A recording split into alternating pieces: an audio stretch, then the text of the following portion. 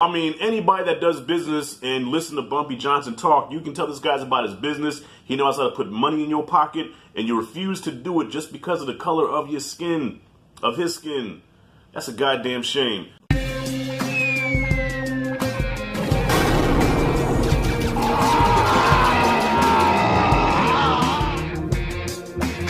Alright, I'm assuming if you're watching this video that you've already seen the episode, but if you're just watching just to hear my thoughts on Godfather of Harlem and you're still contemplating watching it, what the fuck are you waiting for? Get on this show.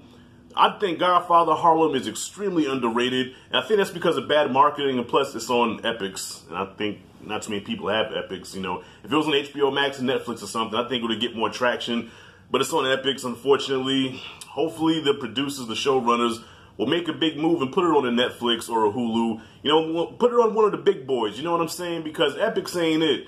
You know, because you just get more exposure that way. Like, look at Cobra Kai.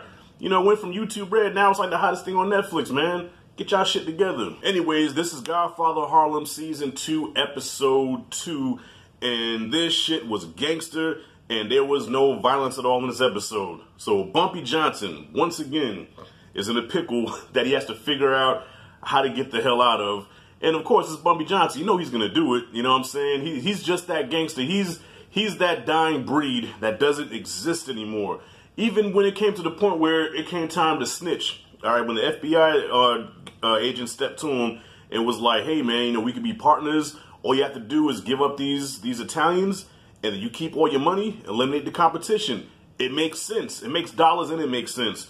But Bumpy goes by the code of the street. Even though the Italians hate his guts, and he hates the Italians, he ain't snitching on them. 6ix9ine, take notes. Well, 6ix9ine ain't a gangster. I don't even know why I brought his ass up. So the situation that Bumpy is in, he wants to buy the drugs wholesale from the Sicilians themselves, all right? So he's teaming up with the French guy, and the French guy was like, "Look, man, I can't fuck with you because these Sicilians, they supply me the stuff to make the drug, you know, to make the heroin, and if they know I do business with you, then not only are they going to cut us off, but they're going to skin us just the fact that we're doing business with a Negro." So Bumpy's like, "All right, what if I get an Italian partner?" That's impossible. The Italians hate you. How you going to get an Italian partner? But y'all forgot who y'all fucking with. This is Bumpy Johnson, all right? So at first it looks kind of bleak because the two Italians that he met with, one of them was Chaz Palmieri, was like, nah. Chaz Palmieri was like, I forgot the name of the character on the show, but he said, "No, you're a Negro. I'm not messing with you." You know, for the life of me, I never understood why Italians hate black people so much because, like Eddie Murphy said in Raw, Italians sometimes act more like niggas than niggas do. You know what I'm saying? Italians have some Negro tendencies. I think, you know, because they're more like us than they want to admit, that's probably why they hate us so much. You know, well, at least back then. I don't know if it's still like that now, but back in those days, yeah.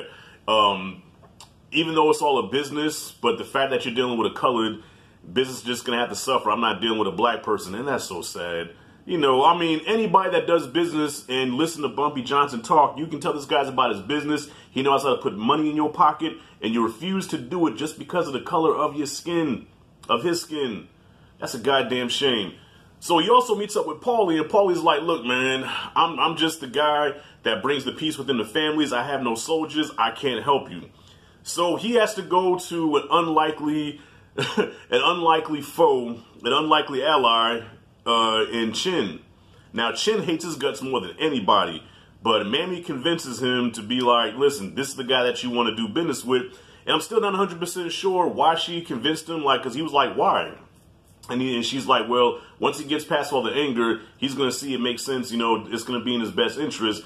But I'm still not convinced. This guy hates my guts. But Bumpy listens to the woman, and a lot of times it's always wise to listen to the woman. So he listens to the woman, and he meets up with Chin, and in a funny scene because they juxtapose that with the fight with Ali and Sonny Liston. At the time, Cassius Clay was Sonny Liston, so Cassius Clay is whooping the shit out of Sonny Liston, and these two middle-aged guys are beating the shit out of each other on a basketball court.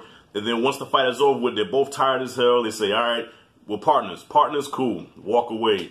Bumpy and Chin have such a weird relationship. Like they have a hate relationship. It's a hate-hate relationship, but at the same time, I think there's an admiration there because they know they kind of need each other. Even though Chin hates his guts, Bumpy hates his guts, but they need each other at the end of the day. And that's kind of how it ended.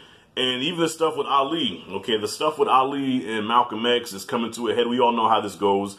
Elijah Muhammad is already poisoning Ali's head to turn against Malcolm, and Malcolm admits that he's been using Ali to get back into the nation, kind of like, you know, in the movie One Night in Miami. I think they even used the same hotel. So their relationship is about to come to an end, unfortunately, and Malcolm, as we all know, is a goner. So expect his demise either before the season's over with or by the time the season finale comes. Yeah, Malcolm, he's done. But big ups to the actor that plays him in. Great job. All right, and let's get to your boy Powell. Yeah, so Powell, Preacher Man Powell, Congressman Powell, he's trying to take down the Italians, and he's using the government to do that, the FBI. But he's like, if you want to help get these Italians down, you have to go with Bumpy. But that's when the guy stepped to Bumpy, was like, hey, man, help us take these guys down, and you can. Bumpy said, nah, I ain't snitching. I ain't working for the government, baby. You know, there's a code to this shit, all right? You got to respect the code. And that's what he did. That's why Bumpy is that nigga, all right? So we can only hope that Franklin Saint, by the time Snowfall goes off, can be half the gangster that Bumpy Johnson is. He's on his way, though. He's on his way. If he comes to with full maturity like he's supposed to, he's going to be like Bumpy. You know, big ups to Forrest Whitaker for playing his role so well. So, yeah, that's pretty much the episode. You know, Bumpy has an Italian partner now, so he can finally buy from this French guy, from the Sicilians, and sell it wholesale. And I also liked how he had that meeting with all the heads of all the black crews from all over, from Philly, DC, and all that shit. They all meet together, and he has like a Cyrus Warriors meeting, you know, our turf, our little piece of turf. That's crap, brothers. If we form together, we run the streets, suckers. Can you dig it? I'm sorry, I thought about that shit when I was watching that scene. So anyways, y'all, this is a dope-ass episode. Like I said, not action-packed or nothing like that, but just the way Bumpy's setting things up, the way he's playing chess. You know, he played chess in this episode, literally and figuratively. He played chess in this episode, and he's ahead. But we know this is Godfather Harlem, so there's going to be some obstacles ahead. We know that Chin's going to be a hothead and fuck shit up somehow. And, yeah, so we just see where it goes, man. And also a touching scene where Stella met up with Teddy's mom, and we all know Teddy's mom couldn't stand Stella. You know, she blames her for her son getting killed, and I like how they made up, and she forgave her, and was like, you know, the fact that you love my son like that, you know what I'm saying, I have to forgive you, know, so that was a touching little scene, you know.